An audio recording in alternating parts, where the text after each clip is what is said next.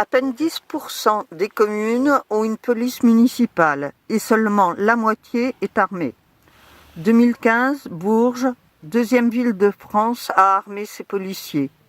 Après les attentats de Paris, le président de la République, François Hollande, encore lui, a proposé l'armement des policiers municipaux. Le maire de Bourges, Pascal Blanc, UDI à l'époque, que de casquettes, a sauté sur l'occasion. A sauté sur l'occasion, si je puis dire, pour emboîter le pas du maire de Lyon. 2020, plan sécurité spéciale municipale, soutien de Laurent Nunez.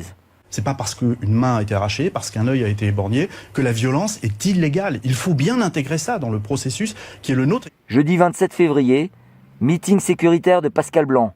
10 fois plus de CRS que de syndicalistes pacifiques. Filmés, puis probablement fichés. Crispation et filtrage. Certains citoyens doivent décliner leur identité à l'entrée et d'autres sont repoussés par les forces de l'ordre. Au final, une salle à moitié vide, pas grave. La gestion des images, elle aussi, est sécurisée. Les chaises vides seront hors cadre.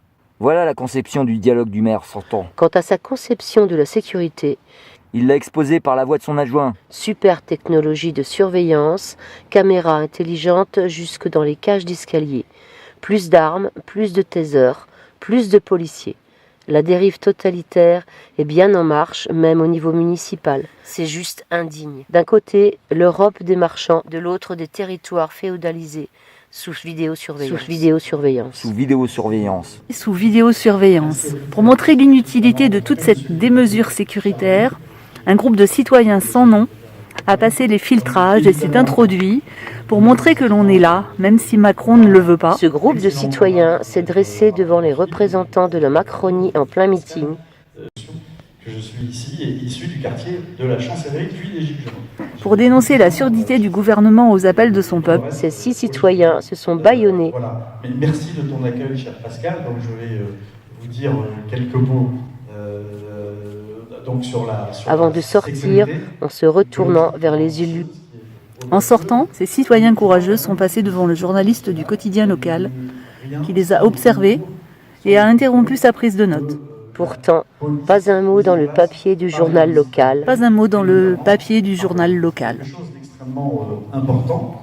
Et le programme que vous nous avez décrit, tel que vous l'avez décrit, il va bien dans ce sens, qui est celui d'assurer la sécurité de nos concitoyens, de les protéger et de s'assurer que tout le monde puisse vivre en toute sécurité partout où il se trouve. Alors, souvent, on a tendance à considérer que la sécurité, c'est l'affaire de l'État, c'est l'affaire de la police nationale, c'est l'affaire de la gendarmerie nationale, et c'est pas trop l'affaire des autorités. Je crois qu'il faut...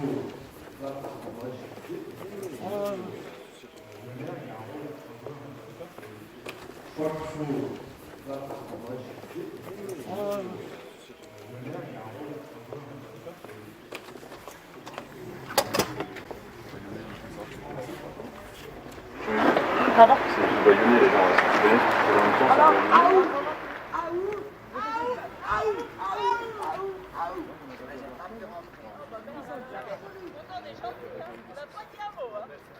Au final, dans notre beau territoire berrulier, une nouvelle spécialité de journalistes semble voir le jour, les journalistes de désinvestigation.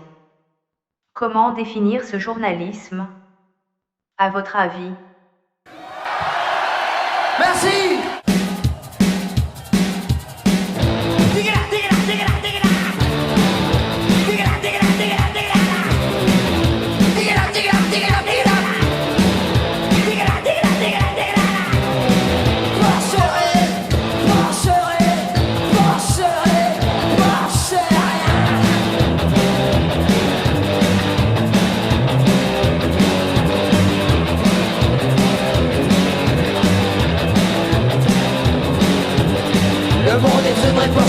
Les hommes se convoient comme les morts, les élevages en batterie, à des milliers de temps de mort.